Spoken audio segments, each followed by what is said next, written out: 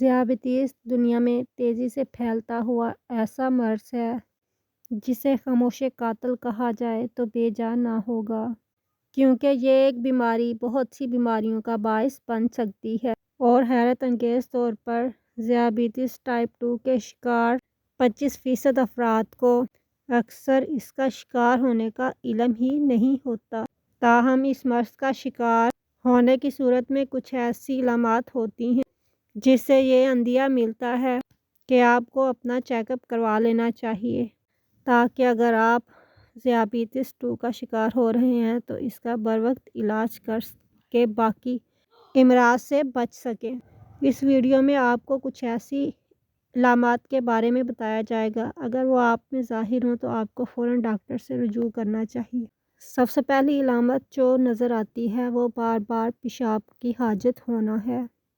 اس کے بعد بہت زیادہ پیاس لگنا ہے اور مریض بار بار پانی پینے کی تمنا کرتا ہے۔ شوگر کے مریضوں میں ایک اور علامت یہ بھی سامنے آتی ہے کہ یا تو وزن بہت زیادہ بڑھنا شروع ہو جاتا ہے یا پھر وزن گھٹنا شروع ہو جاتا ہے۔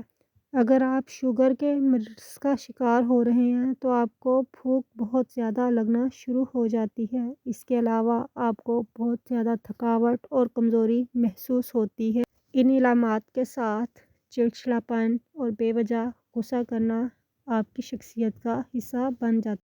ایک اور علامت جو شوگر کے مریضوں میں نظر آنا شروع ہو جاتی ہے وہ دھندلا پن ہے، یعنی کہ کم دکھائی دینے لگتا ہے۔